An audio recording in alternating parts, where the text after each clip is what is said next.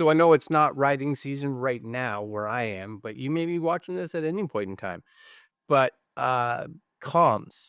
Today we're going to be looking at these. I can't pronounce it. I'm just going to say it. Ejeas, EJEAS. I'm not even sure. Motorcycle helmet group intercoms. And this is their new Q8 intercom. Now the nice thing about this in general, really, is that this is one of their mesh intercoms. So 6 riders mesh. So there are definitely other brands that have a lot more. But let's be honest. How often are you actually riding with more than 6 people, especially 6 people that are using the same intercom brand for the mesh? Because that's kind of important. They all have to be rocking the same brand. So these, number one, again, because mesh has been out for a while now, mesh is starting to come down in price for some of these brands that we're seeing. And these ones here, Canadian wise, you're coming in at about $210, $220 is what the price is right now when I'm filming this. And that's for a pair.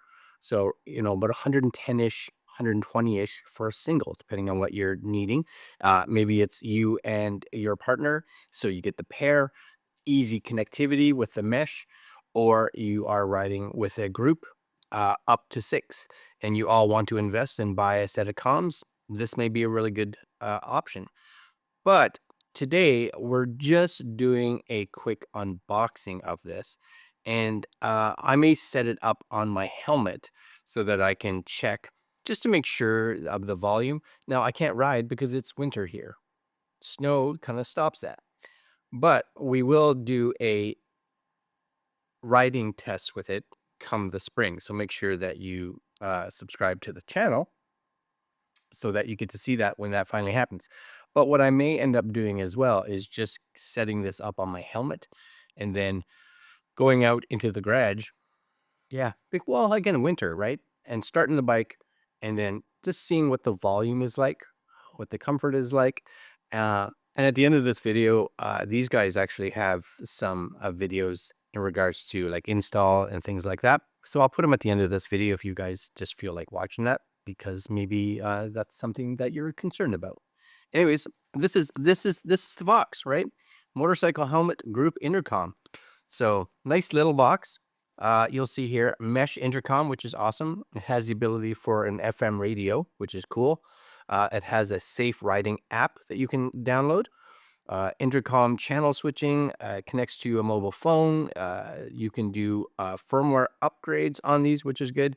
You can actually do music sharing, which is really cool. So again, if you're riding with like a passenger or something, you want to share your music with them, you could.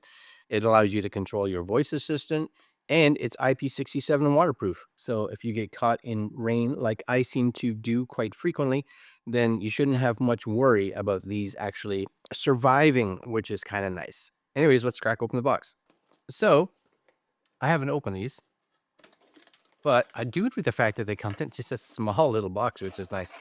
And what do you get inside here? You get something else. Something else is in there. All right. So you get a after sales service card for when you want to reach out to them. Maybe something's not working. I don't know.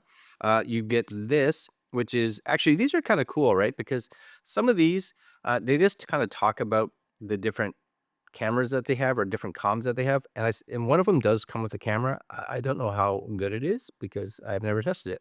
Anyways, again, there is kind of their how they've upgraded, and it's kind of like the story of them with regards to the mesh and a little tiny manual. Now, what's cool about a small manual like this is my recommendation, of course, is have this on your bike with you, because guarantee you'll stop somewhere and something will have happened with the comms because you're pushing buttons. It happens with all of them. It happens to me all the time until you get really comfortable with the comms, or you're just trying to figure out how to connect it with another system or whatever. Having the manual close, not huge. And I would like to have seen the fonts be a bit bigger, because when you're out doing whatever, uh, sometimes having bigger fonts so that you can actually read them.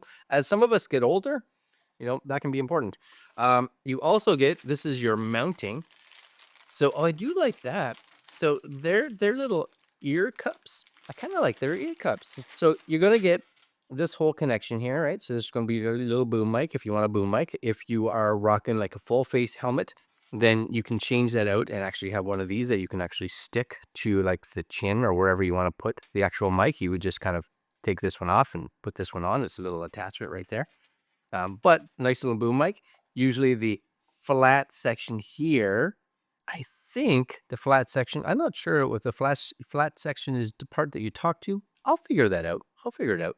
Anyways, this would stick into your helmet like so. So let's say it was there. You'd stick to this side of your helmet and then have this mouth. So if you're rocking like a modular or a 3/4 helmet or something like that, that's where you'd use these. But this is what I kind of like. They got these little cups, which I love because then it gives you, you don't have the foam right up against your ear. You have the cups here and takes that pressure off your actual, like this part, which I always find with some of them, there's just, it has that pressure right there. This should in theory relieve some of that, which I do like. Plus, these are easily taken off. So my guess would be, I'm not 100% sure, but my guess would be that you could get replacement speakers if you so decided down the road. Now, you do get some little sticky pads, which of course is going to be used to stick these to your helmet. You do have a mounting clip. So this one's, depending on how you want to mount it, of course, this one is just, it slides into the shell of your actual helmet.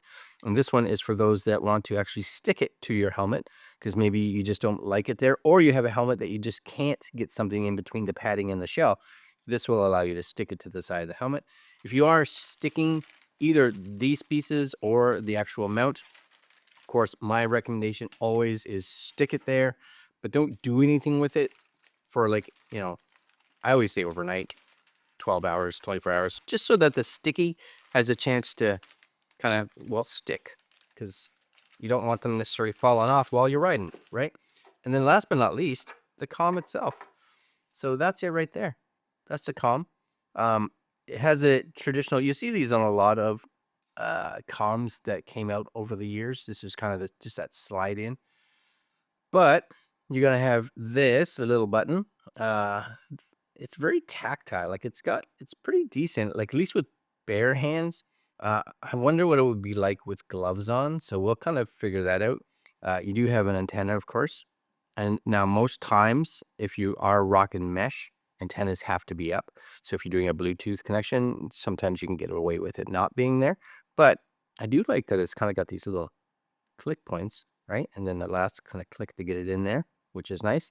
It does say, again, that this should be able to give you like a full day of riding. So they usually say 8 hours.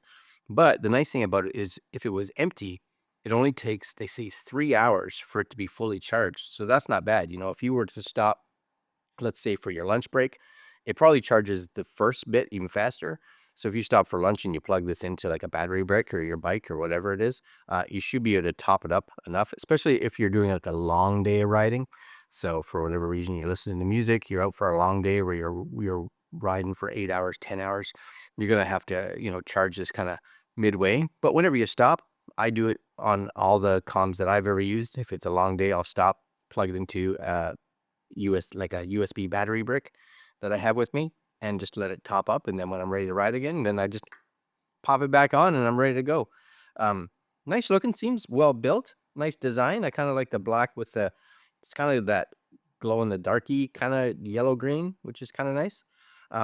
And what I'm going to do then is I'm going to actually mount this on my helmet, one of my helmets. I'm going to go sit in the car. I'm not going to sit in the car. Why would I sit in the car? I'm going to sit on my bike, turn it on in the garage, but just see how well I can hear it with the motor running. Now, that's not a huge test of what it would sound like when you're riding, because of course you're going to have your motor revving higher, you're going to have wind noise, etc., etc. But it should give me an idea to make sure the speaker's in the right spot. It'll give me an idea what the comfort is in regards to these, as well as at least be able to get a bit of a sound test. So I'm going to do that right now, mount these up.